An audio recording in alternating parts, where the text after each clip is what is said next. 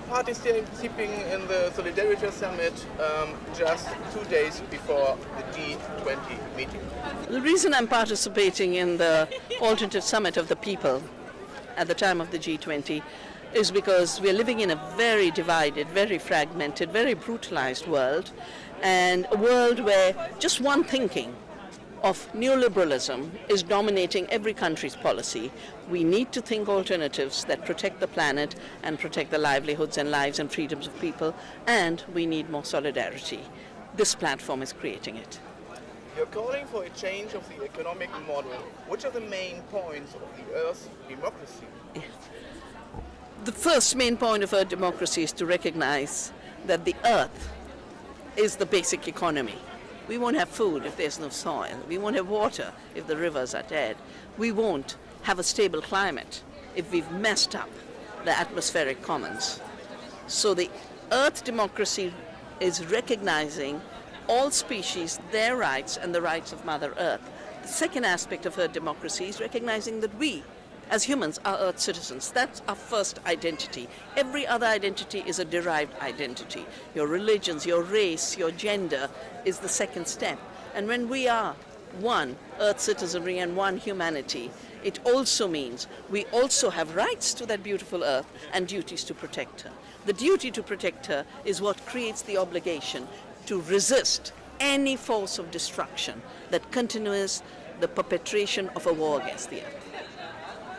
Which impact could have the implementation of this model for the big corporations like Bayer, Monsanto, or the big mining companies? Steel making began in India millennia ago. The British stole it from India. We didn't destroy the planet because it was all decentralized at small scale. The impact of Earth democracy as an economic model for the whole world would mean all species will thrive, we will be able to reverse climate change, the oceans will not be getting squeezed with plastic and global warming, and our rivers will flow again. It does mean we won't need the poison cartel. We don't need the Monsantos. We don't need the Bayers. And my dedication for the next 30 years of my life, and whatever stays of it, is to create a poison-free world, free of this poison cartel, because they're costing too much in terms of damaging the earth, killing the bees, killing the soil organisms, killing my farmers. 318,000 farmers have committed suicide only because of debt to this poison cartel. And in addition, killing our democracy because they cannot function in an honest way. They must distort decisions, they must distort laws, they must distort policies, they must corrupt courts, they must corrupt every institution that's supposed to protect people. So we don't need them, we will get rid of them. Is organic agriculture viable?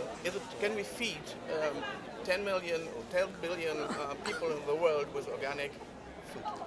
We can feed 14 billion people with ecological agricultural production, intensifying biodiversity and not chemicals, intensifying ecological processes and not capital intensity with bought products, and localizing systems rather than these long-distance chains, which are exchange of commodities, 90% of which are being used for biofuel and animal feed. They're not feeding people, which is why we have so much hunger.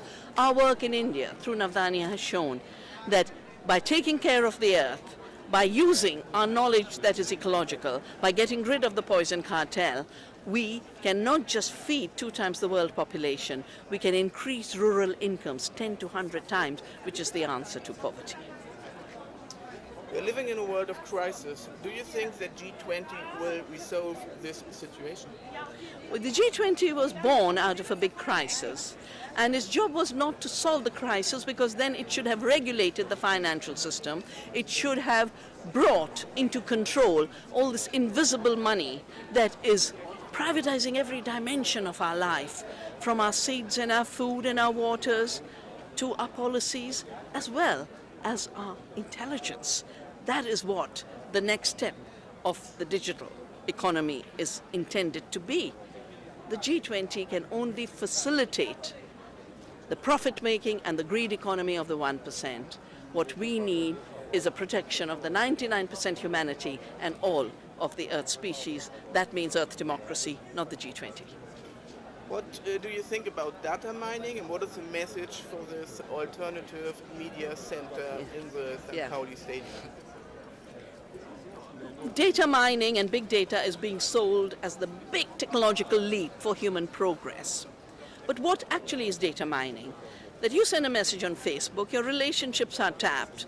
On the one hand, they sell you a green shirt because you like a green shirt and push you with advertising. On the other hand, politicians are sold algorithms and data analysis to create hate messages to get votes of the people on the basis of division along gender, along race, along religion. Intelligence cannot be mined. Intelligence can be a guide. It can be a living anchor. What this means for alternative media is to be truly autonomous in terms of understanding where the world is going, that's intelligence, in terms of communicating truth rather than post-truth, in terms of being the voice of sanity in a period of deep insanity.